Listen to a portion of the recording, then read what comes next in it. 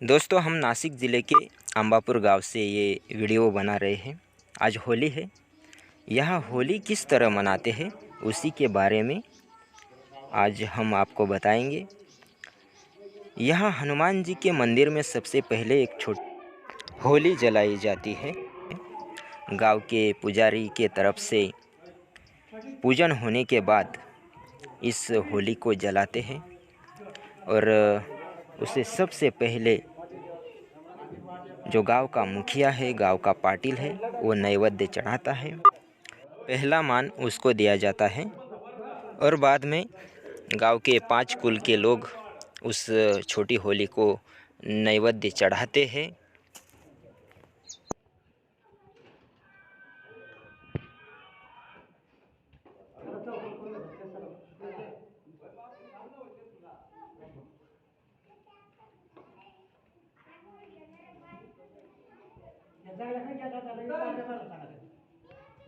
जो बड़ी होली होती है उसको गांव के सब लोग नारियल की सूखी वाटी और एक छोटी रोटी एक धागे में पिरोकर बांधते हैं। जैसे कि आप वीडियो में देख रहे हैं, उसे एक गुलर या शिरीष के पेड़ को तोड़ लाते हैं और उसके शाखाओं को बांधा जाता है।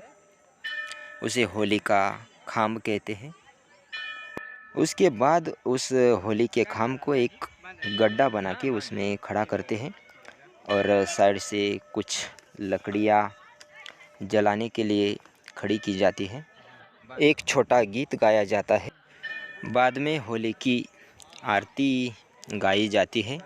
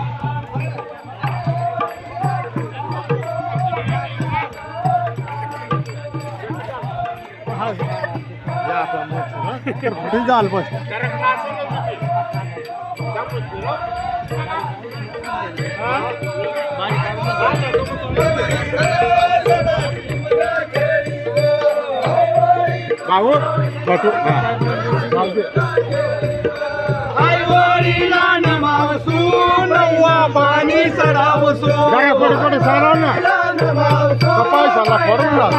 चढावसो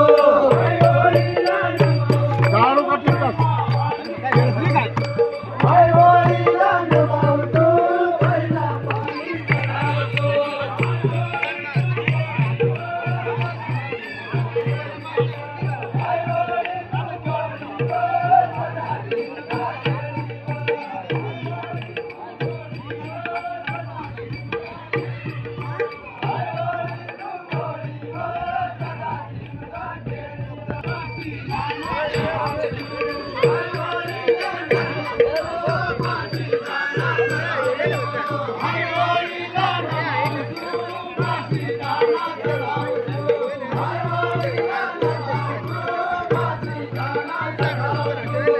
होळी तू होळी व सदा शिमगा खेळी व आई होळी तू होळी व सदा शिमगा खेळी व आई होळी तू होळी व आई होळी तू होळी व सदा शिमगा खेळी व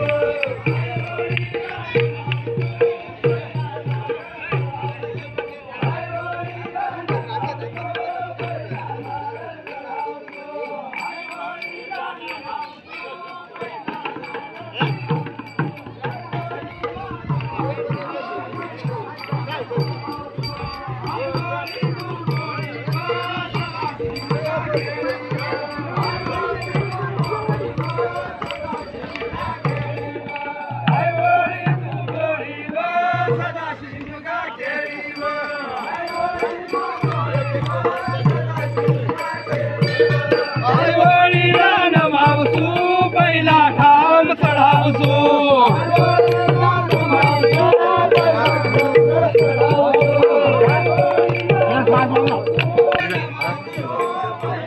अच्छा या गमती वाला सगळं जायला पटापट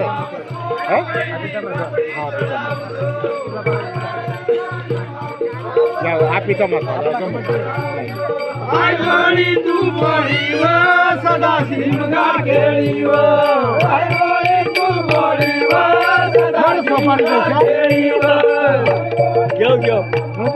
नमावसू पहिली तोरण चढावसू आई होळीला नमावसू पहिली तोरण चढावसू आई होळीला नमावसू पहिली तोरण चढावसू आई होळीला नमावसू पहिली तोरण चढावसू आई होळी तू होळी व सदा शिमगा खेळी व आई होळी तू होळी व सदा शिमगा खेळी व आई होळीला नमावसू दूध पेढा चढावसू आई होळीला नमावसू पहिला पेढा चढावसू आई होळीला नमावसू पहिला पेढा चढावसू आई होळीला नमावसू पहिला पेढा चढावसू जय सरस्वती माता की जय की जय बड़ी माता की जय।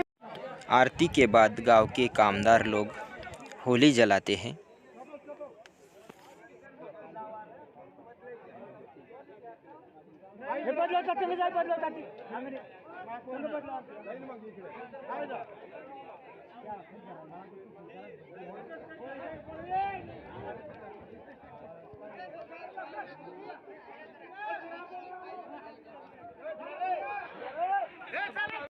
होली जलने के बाद गांव के सब लोग होली को चक्कर लगाते हुए उसको नैवेद्य दिखाते हैं।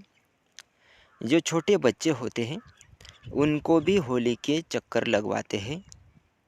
यहाँ पे ये धारणा है कि इससे जीवन में सुख और शांति आती है।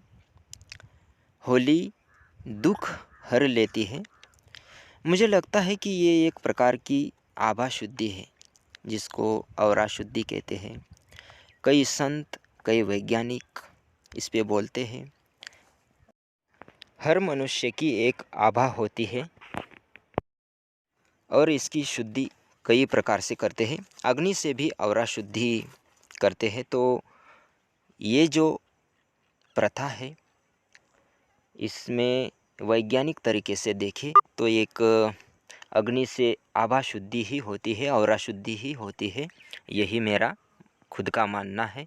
इसके बारे में आपकी राय कमेंट में आप मुझे ज़रूर बताइए। आपको क्या लगता है, ये सही है गलत है, ये आप मुझे ज़रूर बताइए।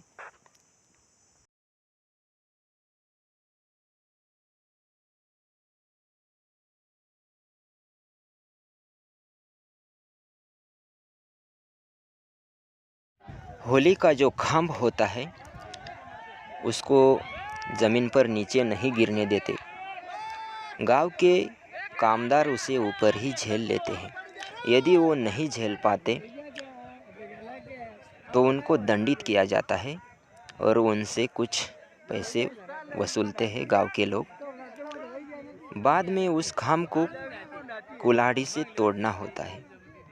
इसकी जिम्मेदारी एक कुल के सदस्य को दी जाती है और उसे एक ही घाव में तोड़ना होता है। यदि वो एक ही घाव में उस खाम को नहीं तोड़ पाता तो उसको भी दंडित किया जाता है और उस आदमी से भी कुछ पैसे वसूलते हैं गांव के लोग। तोड़ा हुआ खाम होता है, उसे दौड़कर होली के पास चक्कर लगवाते हैं और गांव के बाहर ले जाकर किसी नाले में जहाँ पानी है वहाँ रख देते हैं। ये काम गांव के कामदार और जिसने उस खाम को तोड़ा है वो आदमी करता है। बाद में होली का जो जला हुआ खाम होता है उसकी रक्षा जो होती है उसका तिलक हर सदस्य अपने कपाल पर लगाता है।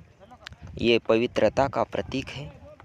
बाद में होलिका के सभौती बैठ के होलिका को वंदन करते हैं सब लोग और सुख शांति देने की मांग करते हैं होलिका से।